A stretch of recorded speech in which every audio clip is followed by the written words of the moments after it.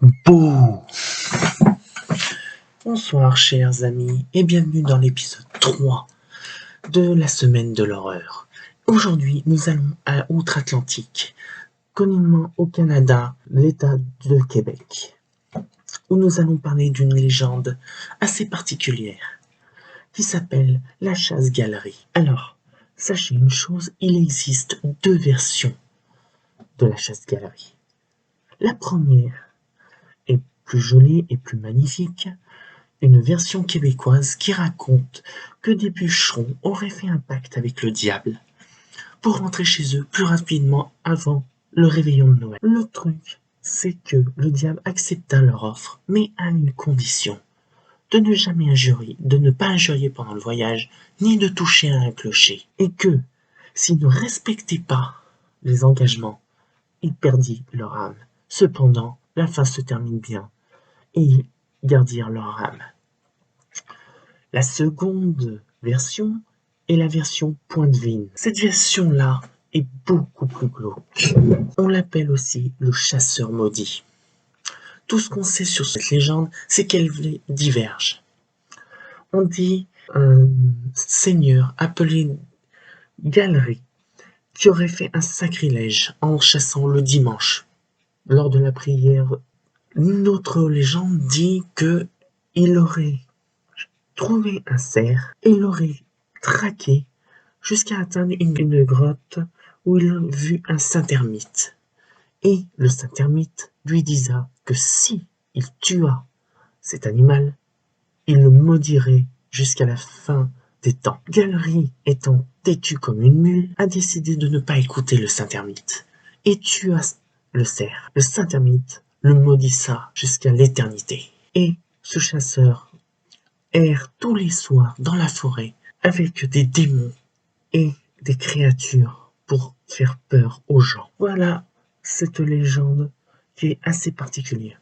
Aujourd'hui, nous allons donc faire une histoire plus longue de cette légende en faisant le mieux que je peux.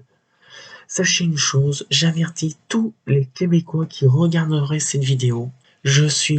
Il est possible que je mélange les pinceaux, que je fasse peut-être quelques bêtises. Je m'en excuserai d'avance. Parce que c'est pas mon intention de faire quelque chose de grave. Mais je vais faire en sorte de faire une histoire basée sur cette légende. Alors, commençons notre histoire. Alors, je m'appelle Galerie. Je suis un seigneur vivant au Québec. Je suis, on va dire, ce qu'on appelle une personne qui est vraiment une tête de mule. Je n'écoute rien, je ne respecte rien. Je fais ce que je veux parce que je suis un seigneur. Alors, j'ai décidé de chasser le dimanche, un jour sacré. Donc, je fais donc un sacrilège. Je n'irai pas prier pour, on va dire, faire un don pour Dieu. Je m'en tamponne. Je m'en fous. Ce qui m'intéresse et mon hobby, c'est la chasse. Donc, j'ai dit que je pars. Aujourd'hui est le grand jour.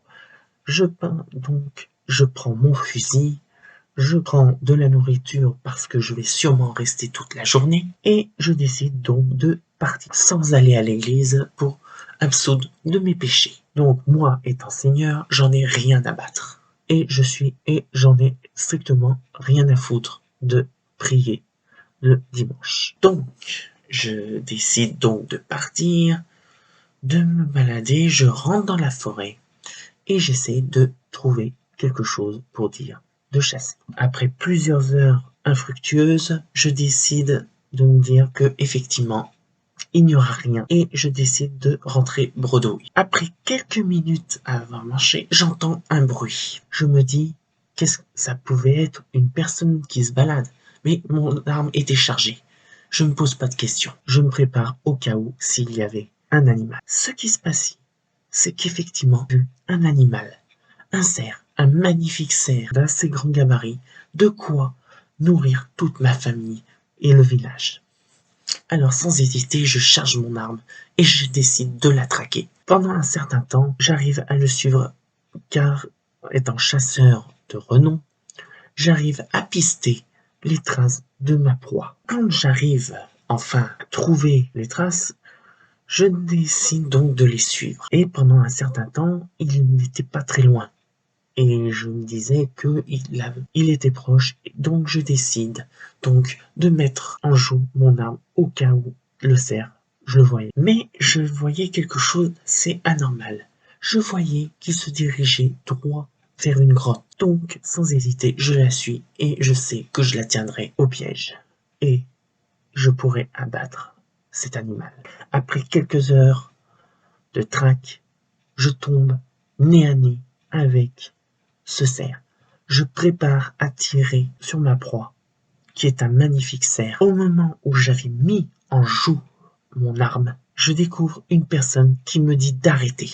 Je baisse mon arme et je dis « Qui est-ce » Je n'entendis rien. Donc je repointis mon arme et j'ai dit « Stoppez ». J'entendis « Stoppez ». Je baisse mon arme et là je découvre un homme, un saint ermite, qui habitait dans cette grotte et qui vivait dans la pleine nature en forêt et qui respectait la nature et les animaux. Mais il m'avertissa que si je tuais cet animal, il me maudirait jusqu'à la fin des temps. Au début, j'étais hésitant parce que je me disais que c'était pas vrai, mais bon, il était sûr de lui. Pendant un temps, donc, j'étais plutôt hésitant. Et puis, vu que j'étais un seigneur et que j'en avais rien à battre et que j'étais une tête de mule, j'ai décidé donc de pointer mon arme et je fais feu. L'animal tombe par terre. Donc j'avais donc abattu un cerf. Cependant, le saint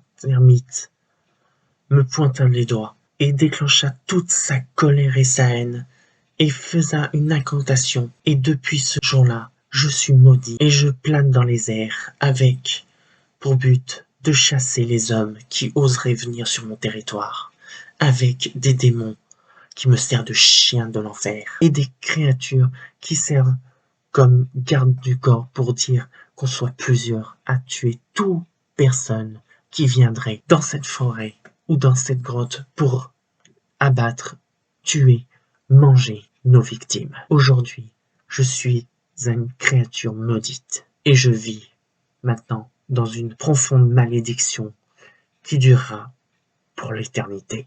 Enfin, comme vous avez pu le voir, cette histoire est très courte. Exceptionnellement, elle n'est pas longue, mais il y a quasiment rien sur ça, à part quelques textes que vous pouvez trouver sur Wikipédia, ou dans des sites occultes, ou dans les légendes qui est racontée par des personnes, mais il n'y a pas grand-chose. La version Point de Vine est vraiment la version la plus glauque qui existe. Donc, si vous avez aimé cette histoire, mettez un pouce bleu, commentez. Et je vous dis donc à demain pour de nouvelles histoires qui sera vos plus profonds cauchemars.